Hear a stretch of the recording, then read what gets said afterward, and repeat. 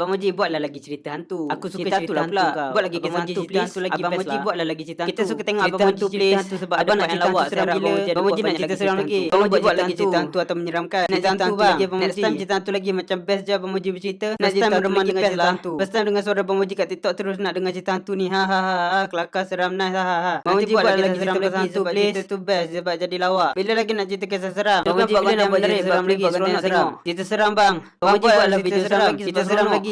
Buatlah Buat kisah kisah seram. seram. Cerita seram please. Abang Bang cerita cerita seram seram lagi lagi, bang. Okay guys, aku sebenarnya tak boleh lah nak ceritakan kisah seram hari-hari sebab kehidupan aku duduk dengan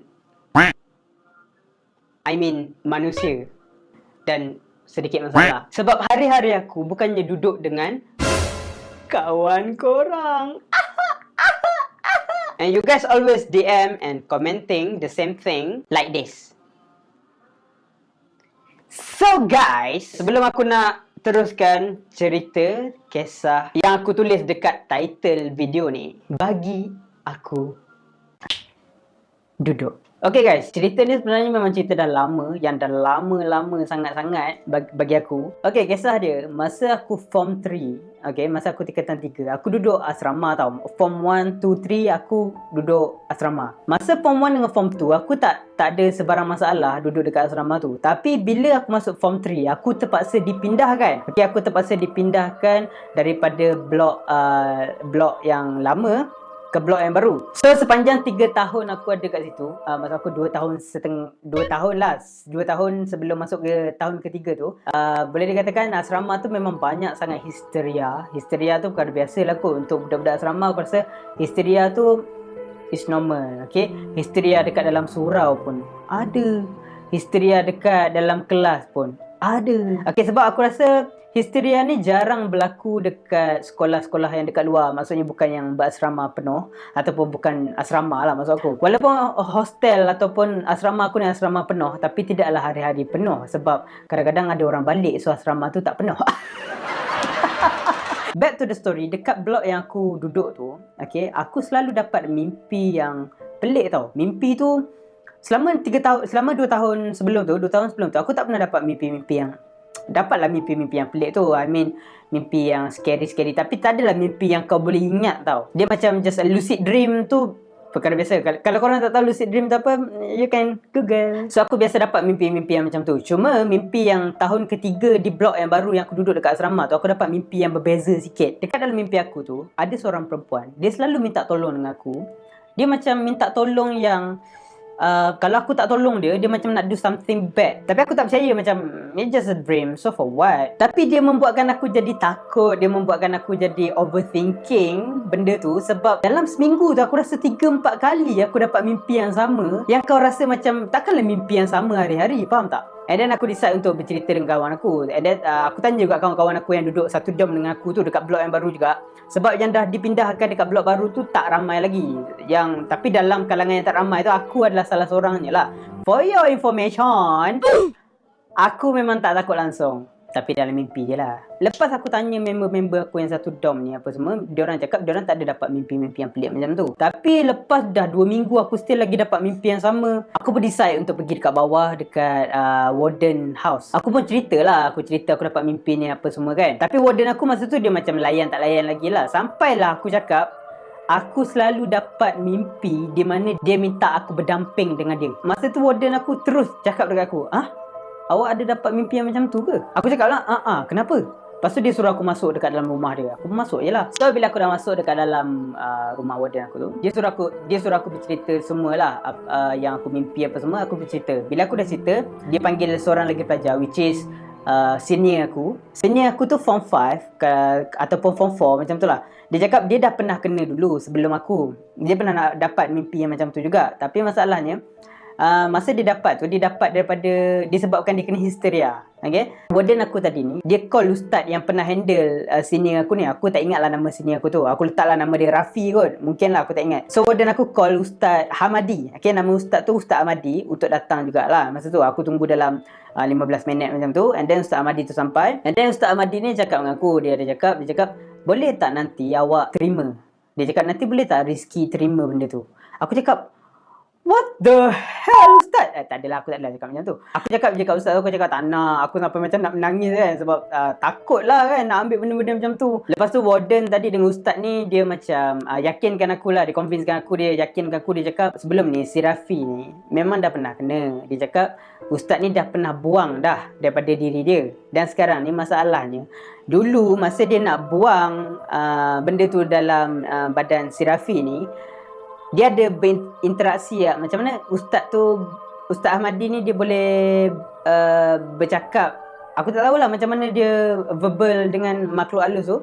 Maksudnya dia dah minta dah, tanyakan mana tempat tu. Maksudnya tempat yang nak dibuang tu. Maksudnya benda tu ada orang buang tau. Dia macam, aku rasa dia macam saka yang orang dah tak nak, and then orang tanam dekat kawasan sekolah tu.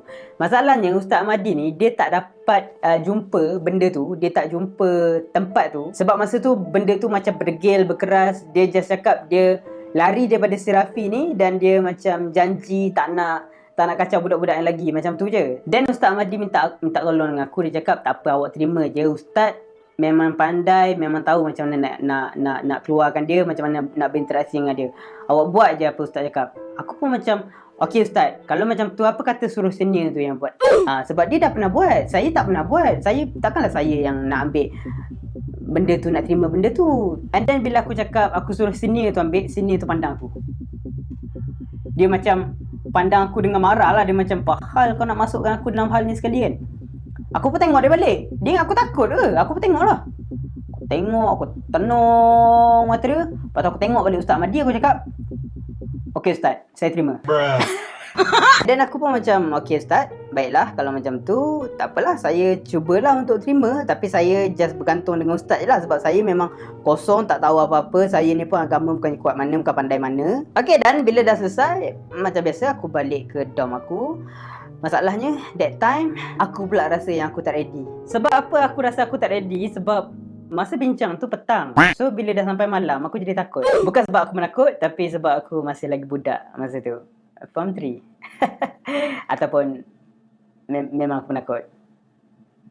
Disebabkan aku tak ready, aku rasa macam belum sampai waktu yang sesuai aku nak terima benda tu, aku tak tidur malam tu. Dan disebabkan aku tak tidur lah, aku tertidur dalam kelas keesokan harinya. Lepas aku balik daripada sekolah, masa tu dalam pukul 3 macam tu, aku tertidur petang tu, and then aku dapat mimpi tu. Aku dapat mimpi tu dan aku tak tahu dengan sengajanya aku menerima benda tu. Aku bangun and then aku tanya member-member aku, kenapa tak kejut aku kan? Kenapa tak kejut aku pergi surau? Kenapa tak kejut aku pergi makan apa semua? So now aku nak makan apa? Dan terpaksalah aku pergi beli Maggi. Dan korang tahu tak, dekat asrama tu nak beli Maggi tu papak mahal. Lepas aku dah makan apa semua dalam pukul 11.30 macam tu, tiba-tiba warden dia bunyikan loceng dekat asrama tu. Okay, dia nak suruh, dia gegar kita orang, suruh semua turun kat bawah. Warden tu tanya, siapa tak turun surau tadi? And yeah, I raise my hand. And then warden tu tanya, kenapa tak turun surau apa semua? Ada apa-apa yang berlaku ke? Aku cakap, saya balik daripada sekolah tadi, saya tertidur. Macam tu lah kisahnya. Lepas tu aku cakap, saya dah terima benda tu, tapi saya tak ada rasa apa-apa pun. Lepas tu warden tu cakap, okey tak apa, esok awak jumpa dengan Ustaz Ahmadi, tanya dia, tengok apa dia cakap. And then keesokan harinya, aku jadi pelik tau. Badan aku jadi pelik. Aku ada rasa macam aku panas. Aku rasa macam I need like punching bag. Tahu tak? Aku rasa macam aku nak punching bag. Aku nak lepaskan geram. Dia rasa macam ada benda yang tak terlepas dekat dalam diri kau. Faham tak? Dia rasa macam aku nak lepaskan geram dekat sesuatu benda. Sampai aku nak bergaduh dengan member aku. Aku nak bergaduh dengan cousin aku. Sebab cousin aku satu asrama dengan aku juga. Aku nak bergaduh dengan dia. Dekat sekolah tu kan, aku selalu tengok perempuan. Aku tengok perempuan, orang perempuan, asal perempuan lalu aku tengok. Dia nampak macam pervert tau. Dia nampak macam pervert. Okay, kalau korang tak tahu pervert tu apa, pervert tu dia macam miang, gatal macam tu lah. Dia nampak macam pervert, tapi mata aku macam asyik nak tengok. Dia macam korang nak cari musuh tau. And then recess, masa rehat tu, aku tak ada rasa nak makan nasi. Aku rasa macam nak cari kaki ayam. Tapi masa tu aku rasa pelik gila. Aku rasa nak makan kaki ayam banyak-banyak. Aku rasa macam nak makan kulit lembu. Aku rasa macam nak ratah kaki lembu. Kau tahu tak? Tapi masa tu aku tak ada rasa benda tu pelik. Aku rasa macam terliur, rasa macam nak makan benda tu. Macam tu lah lebih kurang. Dia dengar macam tak normal, tapi bagi aku masa tu aku rasa normal. Aku tak ada rasa macam benda tu satu masalah. Aku tak ada rasa macam benda tu satu kelakuan yang pelik bagi aku. Lepas tu aku terus pergi ke pejabat, aku pergi cari Ustaz Ahmadi, aku cerita lagi sekali. Aku cakap, Ustaz, saya rasa benda ni ada dah dengan diri saya, Ustaz. Sebab saya rasa pelik, saya nak makan kaki ayam banyak-banyak. Saya nak makan dekat bahagian kaki lembu, saya nak makan kulit lembu. And then Ustaz tu cakap, okay, ni awak masuk dulu kelas, habis je kelas tu datang jumpa saya balik. Aku habis je kelas, aku terus pergi jumpa Ustaz Ahmadi. Aku minta sepupu aku teman. Dekat dalam pejabat Ustaz Ahmadi tu, okay, Ustaz Ahmadi ni dia, aku lupa, dia penolong kanan ke apa macam tu lah. So dia adalah satu bilik yang macam tempat-tempat dia berubat apa semua dia buat situ. Budak-budak kena histeria ke, dia memang suruh pergi kat situ lah lebih kurang. Aku pun masuk dalam bilik tu, and then dia tak bagi sepupu aku masuk. Aku dengan dia je lah. Okay, aku masuk, aku duduk. Aku duduk macam ni kan. Aku tengok dia. Tengok Ustaz tu kan, aku pandang je mata dia. Ustaz tu cakap, okay, ni tasbih. Okay, dia pegang tasbih. Ustaz Ahmadi tu pegang tasbih. Dia suruh aku tengok. Bila dia buat gini, suruh aku tengok. Aku tengok lah. Aku tengok lama aku tengok tu kan. Aku rasa macam penglihatan aku jadi kabur. Bila semua dah nampak kabur, tiba-tiba aku macam tertutup mata kejap. Aku just dengar apa yang terjadi kat sekeliling aku.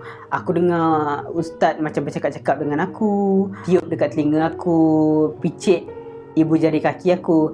Tapi badan aku tak ada rasa apa-apa tau. Aku cuma rasa penat. Aku rasa macam aku nak bergerak tak boleh. Dia macam kau tak boleh nak buat apa-apa. Kau hanya mampu macam tengok dan dengar. Macam tu je. Walaupun sebenarnya Ustaz Ahmadi tu cerita dekat aku macam kena santau lah, kena histeria. So aku macam melalak, macam orang gila apa semua.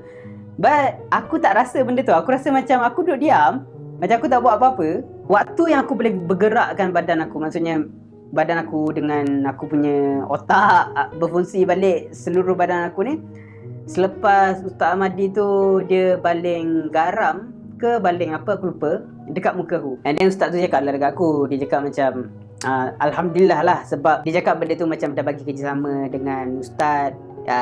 Dia dah bagi tahu mana benda tu ditanam.